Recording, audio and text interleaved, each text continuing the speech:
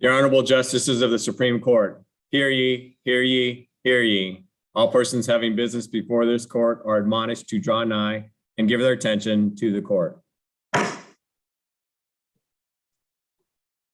Good afternoon. Welcome to both of Mr. Stratton and Mr. Winterberg for our argument today. And also welcome to all of those who may be watching on our Supreme Court Live channel. I would ask Mr. Doug Shima, the clerk of the Kansas Appellate Courts, to please call this afternoon's case. Thank you, Your Honor. May it please the court. The 1:30 p.m. docket for Tuesday, September 14th, 2021 consists of one case.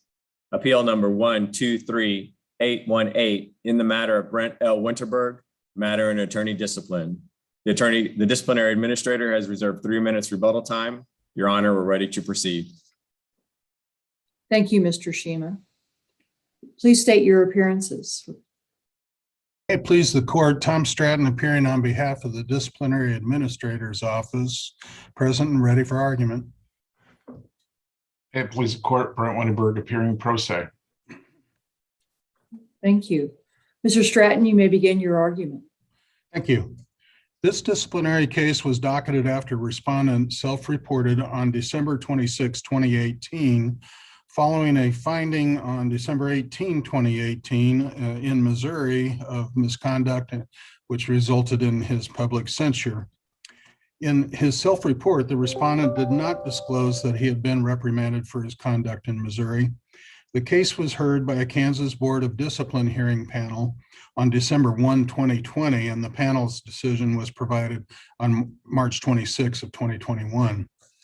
By way of factual background, the respondent was hired in January 2015 to provide divorce representation for a client AH in Clay County, Missouri. In time, a judgment of dissolution of marriage was entered that provided in part for AH to receive half of her ex-husband's employment retirement account. Respondent agreed to prepare the Qualified Domestic Relations Order, or QDRO, and in total, AH was to receive $62,698 from the account. AH intended to maintain her portion in a qualified retirement account. Beginning in January 2016 and continuing for the next several months, she asked respondent about the QDRO. Respondent told her that he would complete it.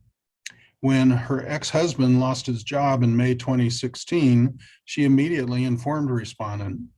Then on June 4, 2016, AH's ex-husband told her he had withdrawn all of his retirement funds from the retirement account.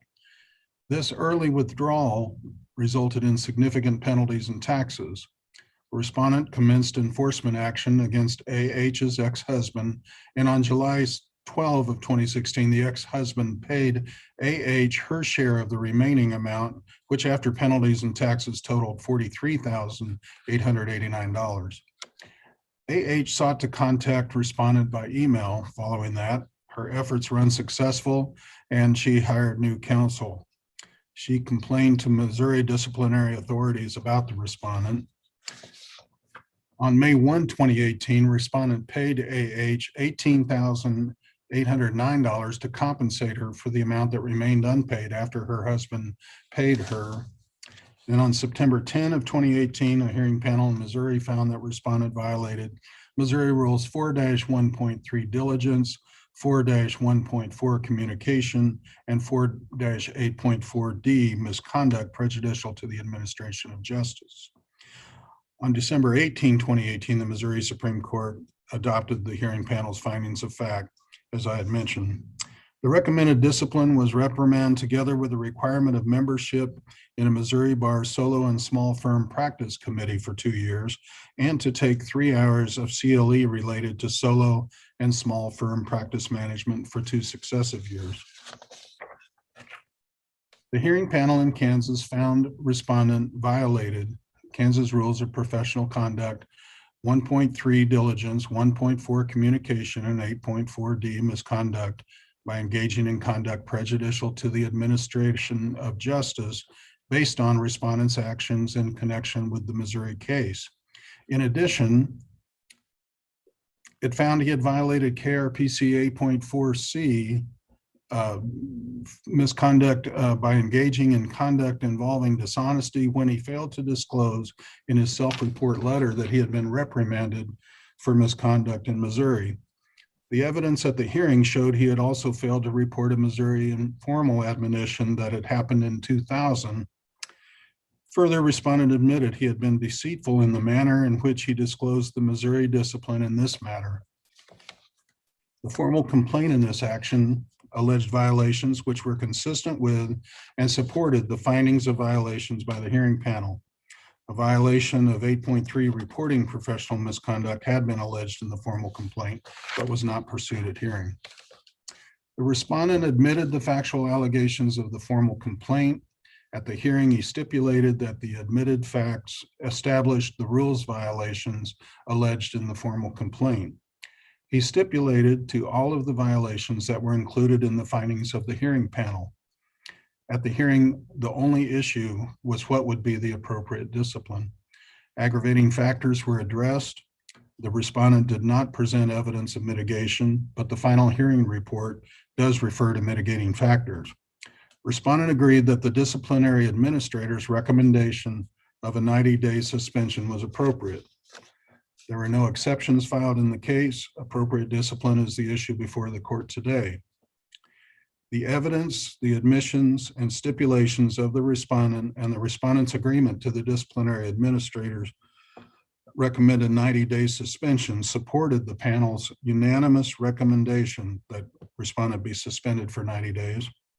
The following remarks are in support of the imposition of the 90-day suspension as recommended by the hearing panel.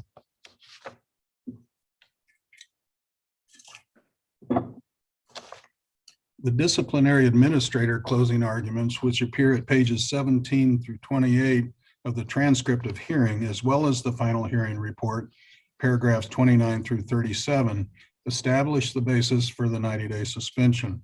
The final hearing report shows the hearing panel relied on ABA standard 4.42 as support for its determination of suspension. That standard says suspension is generally appropriate when a lawyer knowingly fails to perform services for a client and causes injury or potential injury to a client, or a lawyer engages in a pattern of neglect and causes injury or potential injury. Here, the respondent had the opportunity to draft and process the quadro shortly after the November 30, 2015 judgment of dissolution of marriage. He continued to have the opportunity to draft the quadro while he was receiving his client's inquiries from January 12 of 2016 through her notification of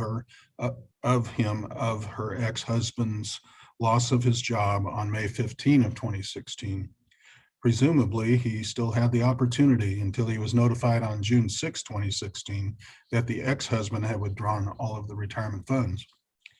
In addition, the disciplinary administrator contends that standard 7.2 supports the suspension. That standard calls for suspension when a lawyer knowingly engages in conduct that is a violation of a duty owed as a professional. As stated at the hearing, the respondent acknowledged his duty to provide complete information to us regarding his misconduct and admitted his deceitful behavior in the course of providing it. A lawyer's full and frank compliance with the obligation to self-report is essential to maintaining the public's trust in our profession. And that's supported by the discussion in Section 2 of the ABA annotated standards for imposing lawyer sanctions. Finally, in preparing for this argument, it became apparent standard 8.2 provides additional support for suspension because respondents' 2000 informal admonition in Missouri and 2006 diversion agreement in Kansas, like the misconduct here, included lack of diligence and failing to communicate with the client. Standard 8.2 says suspension is generally appropriate when a lawyer has been reprimanded for the same or similar misconduct and engages in further similar acts of misconduct which cause injury or potential injury to a client, the public, the legal system, or the profession. And the hearing panel in this case did find injury or potential injury to the client, public, and legal system. Unless the court has questions for the reasons provided, we would close by requesting that the panel's findings and conclusions be adopted and a 90-day suspension be imposed. Thank you. Are there any questions? Thank you, Mr. Stratton. Mr. Winterberg? Thank you. I would like to begin with apologizing for my actions and inactions that have brought us here today. I believe the suspension is appropriate, and I have nothing further to add. Are there any questions for Mr. Winterberg? I have one. Mr. Winterberg, this is perhaps your sixth violation that at least I see 5, and this maybe makes 6. What are you doing to address this? It's a continued issue that you have. Are you doing anything to address this? Go ahead. Yes, trying to maintain calendars as best I can, trying to follow up with clients as best I can. All clients have my cell phone. I answer it pretty much night and day. I'm trying as best I can to address clients' issues.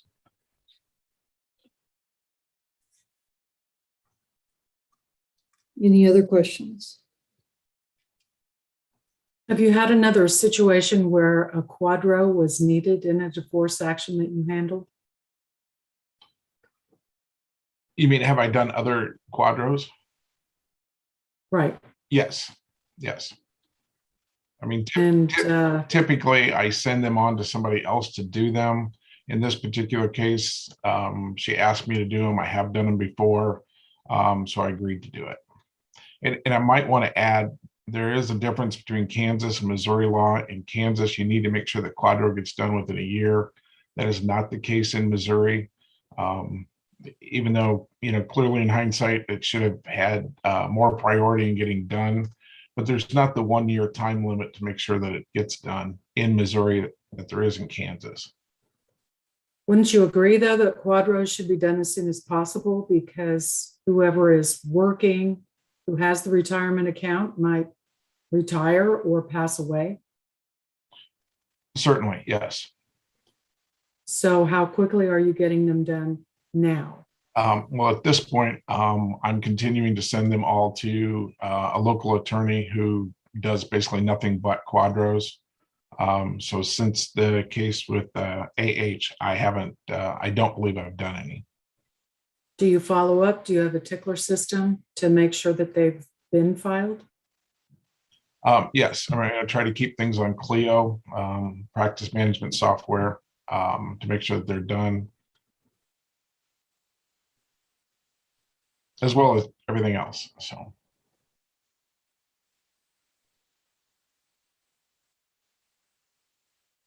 Any other questions?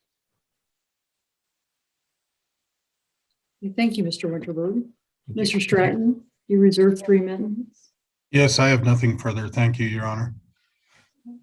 Thank you. Any other questions for Mr. Stratton? All right. Thank you to both of you for your arguments today. The court will take this matter under advisement. The court is now in recess.